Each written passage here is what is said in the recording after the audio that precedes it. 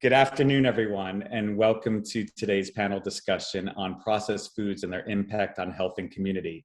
I'm Jonathan Cetnarski, and I'm the Executive Director of the Sylvia Center, and I'll be your moderator for today's conversation.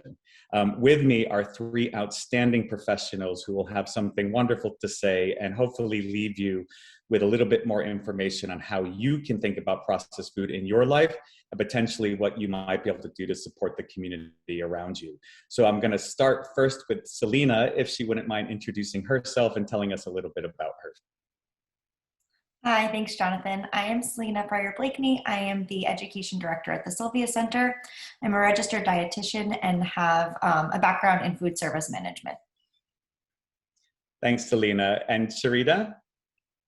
Hi, my name is Charita James. I'm also a registered dietitian.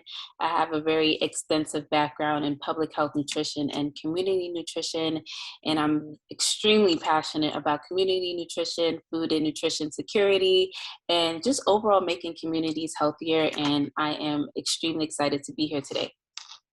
Thank you so much, Charita. And last but certainly not least, Jennifer.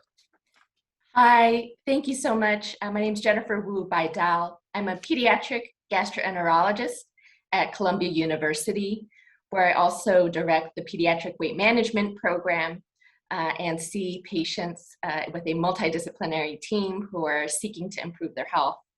I also do research focused on child health equity, so I'm thrilled to be here today to talk about this topic with you. Thanks, Jennifer, and we're glad you're here as well. And for those of you who are tuning in with us, in the spirit of Zoom, we're beaming out to you. But for those of us who will be speaking for the next 15 minutes or so, we're going to make this conversational and certainly engaging. So as we go through, I'm going to set the table about today's discussion and then kick it off with our first question. So processed foods are spoken about frequently, and yet there's a lot of confusion around them. It's a big conversation today, and today we're going to try to zero in on the different and even surprising aspects of it. Let's start with the fact that processed foods are not nutritionally well regulated, and the definition of processed foods is very broad. Along with the factors like economic and equity, this creates a perfect storm for poor health and actually negative impacts to community. So some of the questions are like, what can we do? What can I do? What can you do? What can we as the community do? But in order to kind of understand how to go from there, there's a couple questions that we're going to talk about today as a group. And to kick it off, I'm going to direct the first question to Jennifer. And that's really simply, what are the potential health concerns of consuming highly processed foods? And I know that's a big question. Thanks, Jonathan. That is a big question. And I agree with you that the term processed is really confusing. But I think when we're talking specifically about highly processed foods or ultra-processed foods, they tend to be calorically dense and nutritionally poor. So if they're high in calories, it could lead to excess weight gain and an unhealthy metabolic status. They also tend to be high in sodium, which could increase risk for hypertension. And they often tend to have a high amount of added sugars or saturated fats. So all of these things combined can lead to risk for obesity, diabetes, fatty liver disease, dental caries, and a myriad health problems. In your work today, do you find that you experience this today, or are you treating for this today? I mean, I think that I see a variety of patients, and unfortunately, there tends to be a high consumption of highly processed foods, in particular, sugar-sweetened beverages or other kind of packaged foods that are easy to consume. In particular, I see a pediatric population.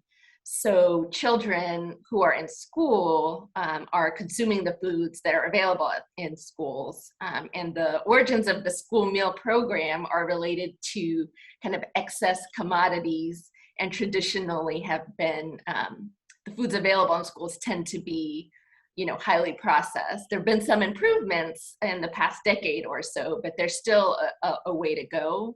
And I think this is important because taste preferences are built early in life. And so if we can help children to have access to healthy options, that can really have long-term health benefits. Thank you very much. And actually, that really leads nicely into kind of the next question, which I'd like to direct to Charita, which is, you rarely see advertisements for whole fruits and vegetables, maybe with the exception of avocado and, of course, the much beloved clementine. How can more fruits and vegetables be marketed successfully? And why is it that kind of, highly processed foods get more of the spotlight? Yeah, ultimately, I think that ultra processed foods are more marketed than healthier foods. It all boils down to the marketing budget. There's about $14 billion spent on food advertisements per year, and a small portion of that, I believe 1 million, is devoted to healthier marketing, and which is why we see more unhealthier marketing, whether it be on TVs or community of color, etc. And so there needs to be more of a push for those marketing dollars to be advocated to healthier food items such as fruits and vegetables, water, whole grains, low-fat dairy, etc. There also needs to be more advocacy done to promote the marketing for healthier foods. Especially in communities of color, we see a lot of unhealthy marketing. It's very ubiquitous, it's very pervasive, it's very aggressive. And these communities are the communities that experiences the higher rates of diet-related diseases such as obesity, diabetes, hypertension, which are all preventable by eating properly. And so those communities need to have those healthier options more publicized than the unhealthy ones, which we see a lot in those communities. So it boils down to money, to advocacy, advocating for healthier marketing in those communities, and also policy changes. There are no policies existing that promote healthier marketing, whether it be on television or in communities. And so there needs to be more city officials that back healthier food marketing in the communities, and there needs to be more people who are advocating to get those types of people in office who would put those policies in place to make the communities healthier overall. And like Jennifer had mentioned earlier, we set up our food preferences very young and early in life. And so if we can prevent young children from acquiring those unhealthy taste preferences while they're young, it can also follow them throughout adulthood and throughout their teenage years as well. So we really have a lot of work to do. But I think it's important to have these types of conversations because it can bring more awareness to the issues that communities are facing. Charita, thank you. I mean, just listening to these opening few minutes of discussion, it sounds like oftentimes we start, particularly in communities that the Sylvia Center works in, but even I think at large, is that we start actually off on the wrong foot, and it must be incredibly confusing. And I know in most households, if we take equity and kind of access maybe off the table for a second, there's often a lot of confusion surrounding it. And then there's also a concern about, well, I have a very difficult life and I have all these different times and I don't have enough time in the day and hours and etc. And so it becomes almost too confusing to kind of begin to sift out and separate about, well, where should I go to and what should I look at? So let me ask about kind of processed foods. And Selina, I'll turn this question to you. Is it all bad? Is there a scale? Is there a way that people who are watching us now, or potentially kind of in the communities that we work with, is there a way to learn how to dissect and understand or differentiate processed food? Yeah, that's a great question, Jonathan. In the food service industry, there is many different categories for processed foods, but that gets really confusing for the regular consumer. So at the Sylvia Center, we really teach and highlight two categories that Jennifer actually mentioned before, minimally processed foods and then highly or ultra processed foods.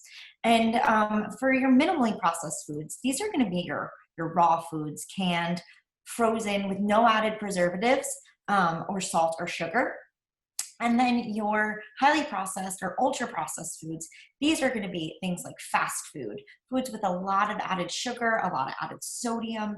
And when we say a lot, I'm talking about 20% or more of the daily value.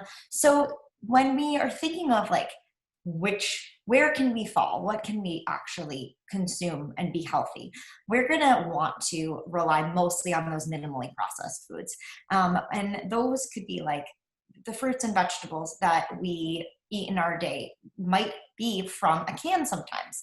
And we'll talk a little bit later about ways we can reduce the sodium and added sugar in those, but eating canned beans, that's a great source of protein and plant protein, and using frozen fruits and vegetables when fresh is out of season.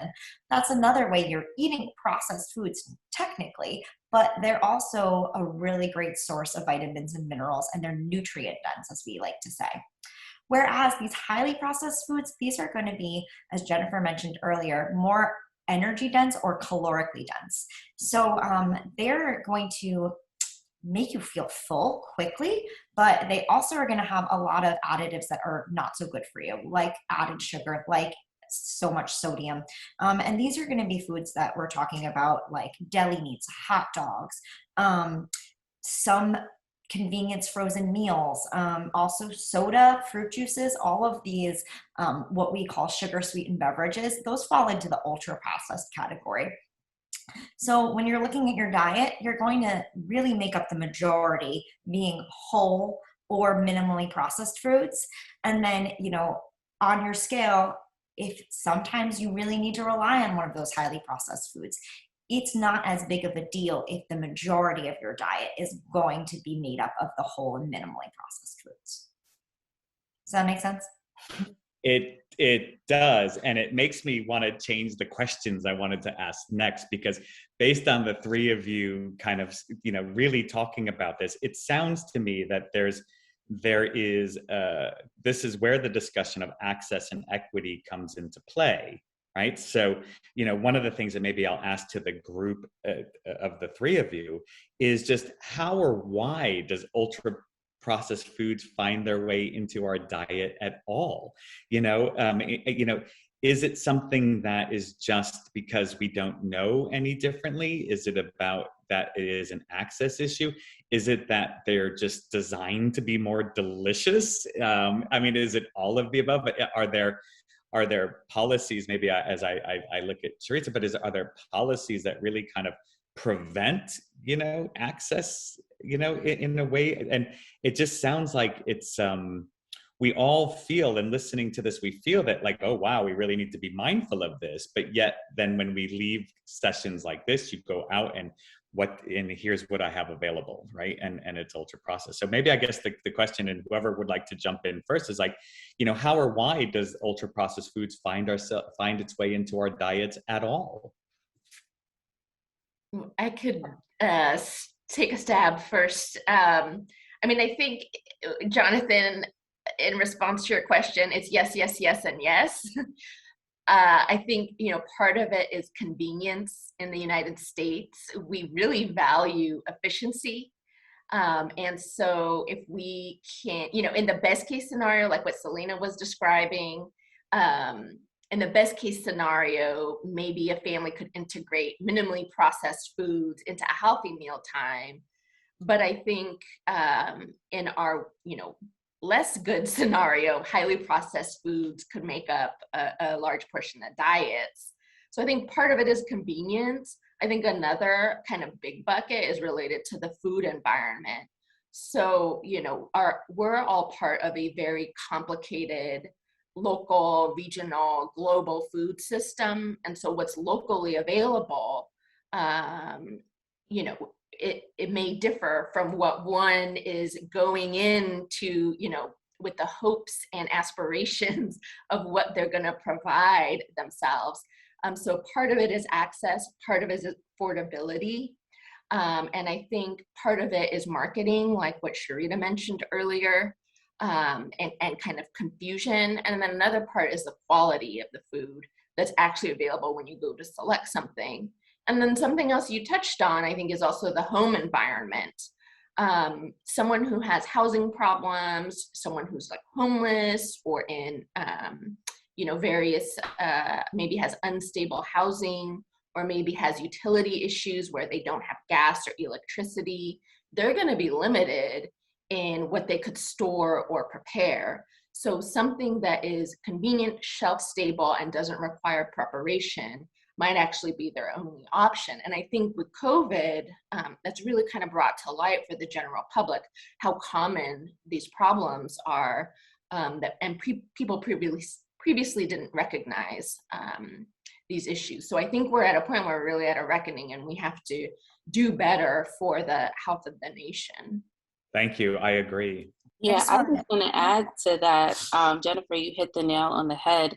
And something that I've come across throughout my career in working in the community is, especially if, a person is a single parent or they don't have a lot of time, eating these ultra processed foods is a matter of convenience for them. And so it's easier for them to maybe go to a fast food restaurant and buy, a $5 meal versus going home to cook a 30-minute meal, especially if they have kids to feed or et cetera. So that's something to consider, as well as a lot of people don't have the time to eat healthy, even though they want to eat healthy. And it sounds like that creates that perfect opening for, creators or sellers of the ultra processed food to kind of really make a niche for themselves and become almost this reliable provider to a family. Absolutely. And ultra processed foods have also been marketed as convenience as well. And so it all is kind of a full circle, the marketers study the populations that they want to market to and feed into that. And so they see, okay, we're going to market to a community where maybe they don't have a lot of time to prepare fresh foods and fresh meals. We're going to market this food as being convenient, as being tasty, as being reliable, etc. Wow. And Selina? No, it just brought to mind something that we talk about at the Sylvia Center, which is marketing to children and to teenagers, which is like another major source of how these ultra processed foods are making it into the shopping carts and into the homes of so many of us. And one of our teen culinary apprentices, actually our scholarship winner Jonathan Ortega, had this amazing thing to say when we had this great food justice discussion last spring. We were talking about what is it in your community that you see that would make these foods convenient. And he said, they're cheap, they're easy to get to, and they're right in your face. And that's coming out of the mouth of a teenager. So, that's exactly what we see and exactly why it's so hard.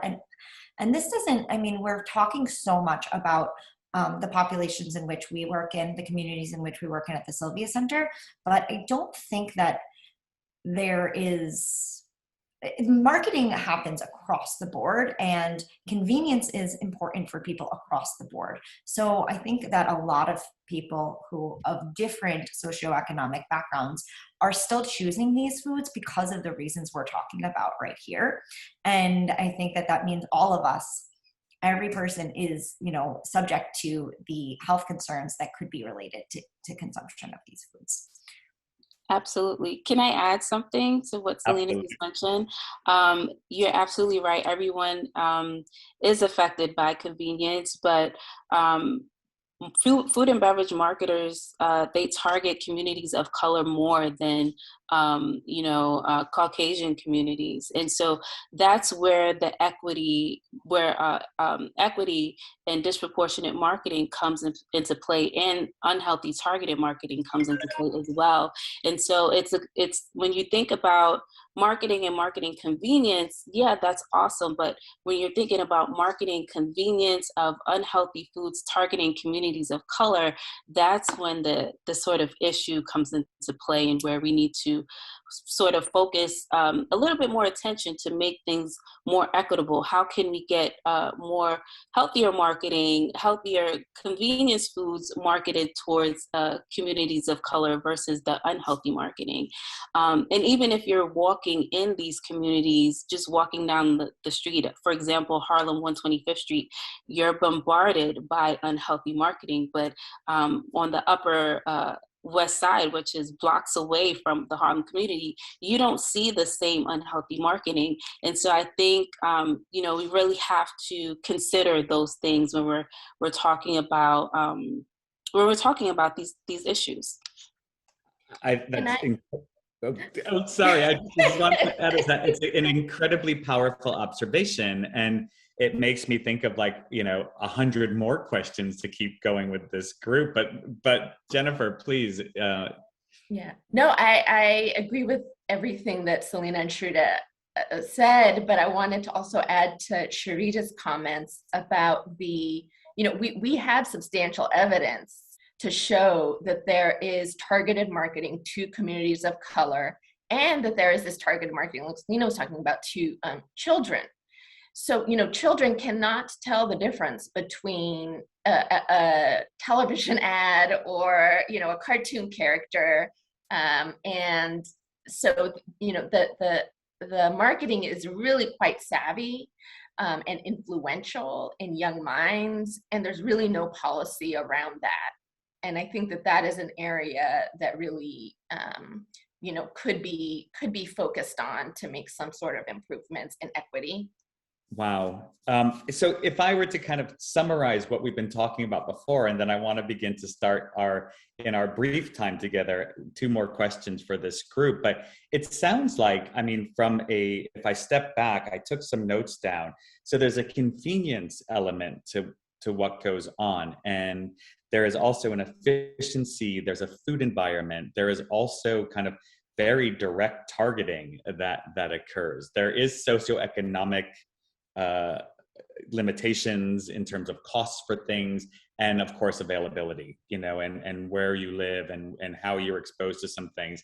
And I also think that there is this marketing element, right, which is very, very powerful, especially when for talking about kids and youth, that we focus on, that is also very powerful. So it's a lot. And I think that the first of the last 2 questions that I would want to ask kind of begins to try to figure out, how can we help? But the first is, I always think about flying. And in flying, when they always say, well, the first thing you need to do is put the oxygen mask on yourself before you help another. And in thinking about the let's just talk about the American diet at large, not even about kind of a global kind of diet at large or country specific diet. I think there's a lot of people, and people who are maybe even watching this and speaking to us about this, that also find themselves super confused about the environment, right? And maybe there's not an access or equity issue that they're facing. And in order to, and people who in communities that we serve who really want to make the changes, but just want to know that first step in how. So if you were to recommend 5 processed foods, right, or minimally or ultra, but if there was a way that I could switch out kind of something in my diet and recommend 5 things that maybe I can use to replace in my diet today, how could you help me and maybe people watching us get started on looking after ourselves, so we can in turn look after the communities that need help? And maybe Selina, I'll ask you to kick us off. Sure, yeah. So I think just gonna nod to the Sylvia Center, and we really are plant forward, as we say. We do use some dairy products in our classes. And so one of my number one choices for some processed food is going to be plain yogurt. I personally like full fat, but that's to each his own. And I think a lot of people miss the sugar in plain yogurt. So a little trick is that you can put it in your fridge overnight with some frozen fruit, and then the next day it's fruit yogurt. Add a little honey or maple syrup if you want. Another one that I think is not to be overlooked and sometimes gets a negative connotation is pasta. Pasta is a complex carbohydrate, which means it's going to provide you sustained energy. At the Sylvia Center, we try our best to use pastas made with whole grains for some added fiber, but pasta is shelf stable. It's a quick meal. It's a really great way to get some energy. Another one is whole grain bread. You can really do a lot with a slice of bread, I think we all know. I really like to choose or recommend breads that are minimal ingredients. So flour, water, yeast, whenever possible. They're going to have a smaller shelf life though. So if you are choosing that kind of bread, putting it in the freezer is a great way to extend the shelf life. Beans, we love our plant protein at the Sylvia Center, like I said before, and added beans is a way to kind of pull back on and create a similar like mouthfeel or texture that you would get from a meat, especially in something like a taco. So we really love to use canned beans. Dried beans are a lot more work, also really nutritious though. So if you are feeling adventurous, you could always rehydrate some dried beans. And then my last thing is definitely going to be frozen fruit and vegetables. This is a great way to get those nutrients that you might be lacking in your diet when those things are out of season or when they're not as easily accessible at the grocery store or the store that you shop at. So frozen fruits and vegetables are frozen at their peak of ripeness. And you want to choose ones though that don't have added sodium and sugar. Those are my top 5. I think I did 5. You did. Thank you. Charita, do you have a top 5? I wish I had a little bit more time to think about this, but I know that sugary beverages is a big thing, and for some people it's really hard to make the transition cold turkey from drinking sugary drinks to completely drinking water. So a tip that I like to give when I'm working with my clients, I have I would say like a private practice where I do nutrition counseling. I let them know that they can do like a spritzer. So do like half salsa water with half of their favorite beverage to sort of cut the calories, and then every day or every week lessen the amount of juice till they're fully transition into salsa water, which essentially is just carbonated water. They can also add fruit to their water as well. So if you like berries or lemon or even some herbs like mint or basil, you can add that to your water. So it's not plain, it still has a little bit of flavor. And hopefully it's enjoyable for you as well, instead of going, from juice all the way to water. I also want people to be mindful of, what are their favorite cultural foods, because some cultures have foods that are very, obviously inherent to them, and it's very hard for them to cut it off cold turkey. And in American society, we may think, okay, those foods are unhealthy, but they're really not. They're part of their culture. So, I want them to think about, okay, well, yeah, I like to eat, let's say, rice, but maybe next time I won't put as much butter. Rice is a cultural food for me. I'm from the Caribbean, so when I'm making rice, I try to not use a lot of butter to make it healthier. But in my country, we use a lot of butter, so, making your cultural foods a little bit more healthier.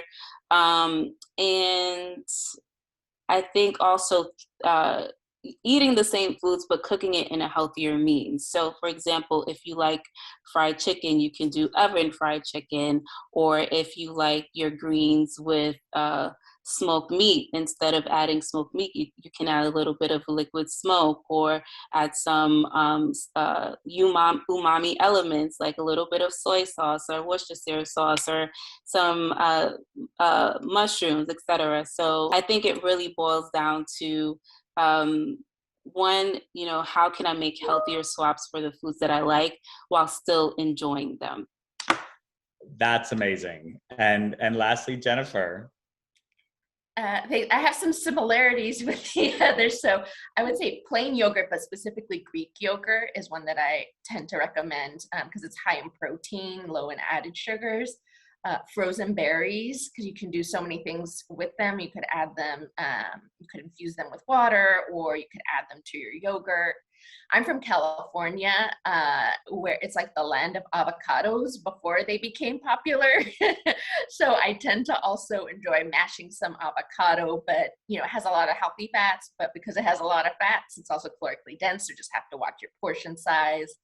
And then I'm also a big fan of making whole roast chicken. It's easy to make. You can just season it, stick it in the oven, and it could last several meals. And then finally, I think canned garbanzo beans. You can do so much with them. You can mash them and use them as a kind of a replacement for potatoes. You could cook them and make them crispy. There's a lot that you could do with canned beans.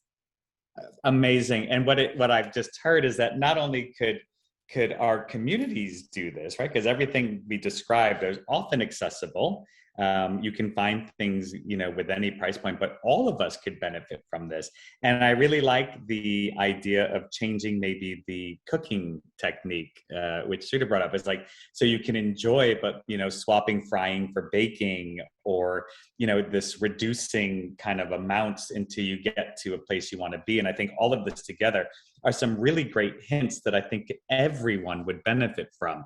So promise, the last two questions, and then we're going to wrap up, is that going back to this larger conversation that we were having, how can I or anyone watching this maybe help with this?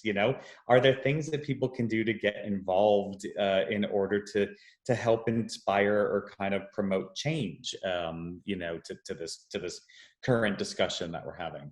Yeah, I think bringing awareness to people is very important. So these types of conversations are crucial and important. And also advocating, if you are, this is something that is near and dear to your heart, or something that sort of enrages you or makes you feel like, why is this happening?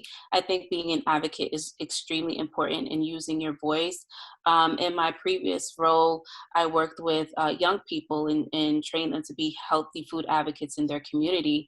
And we talked about unhealthy food marketing, and we talked about how them being young people of color are one of the groups that are targeted the most with unhealthy marketing.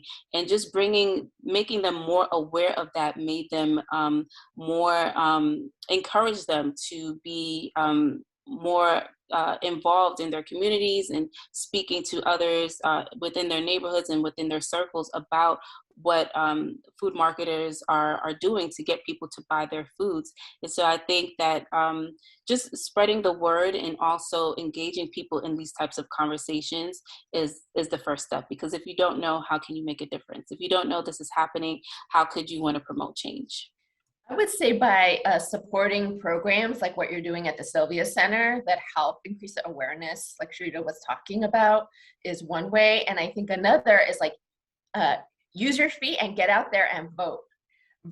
Talk to people who are running for office about the importance of equitable food and food justice, and go vote for them based on their action plans.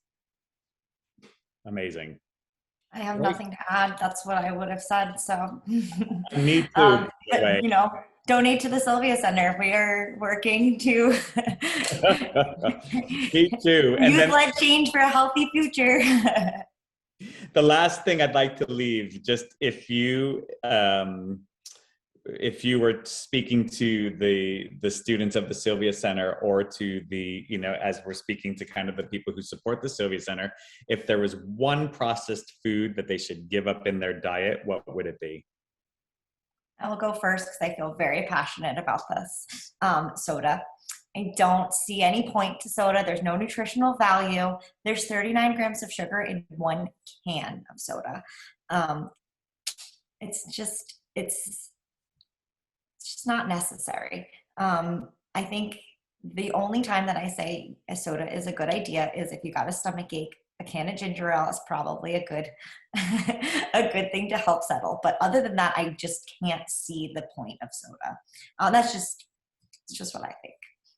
And like Charita said, there's so many other options, like spritzers, seltzer. There's a lot of ways that you can try to swap out your soda. But I know that soda lovers it's really hard to sway them. I 100% agree with Selina. Soda, absolutely, hands down. Hands down. I have the exact same response, but I'll frame it differently, which is that I recommend to my patients drink at least 8 to 10 glasses of plain water daily and focus on getting that water in, and just don't drink any, calorie containing beverages, specifically soda and other sugar sweetened beverages. Myriad health consequences, zero nutritional value with those sugary drinks. Thank you. So we're going to wrap up and kind of end this here, but I wanted to thank the three of you for taking time today. So again, when we started the discussion, we said this is a very massive box, and this whole idea of processed food and health and community is large, and it has a lot of strings attached to it. And I think that I certainly came away understanding some things a little bit differently, and certainly felt that I had some tricks that I wrote down that I'm going to remind myself to do. And hopefully those watching will have the same kind of, benefit of that, and also figure out some ways to get involved to help with this. So awareness, advocacy, championing, and kind of being aware, I think, are really important messages to share. So I thank each of you very, very much for your time. And thank you everyone for taking the time to watch, and have a really good afternoon. Bye-bye.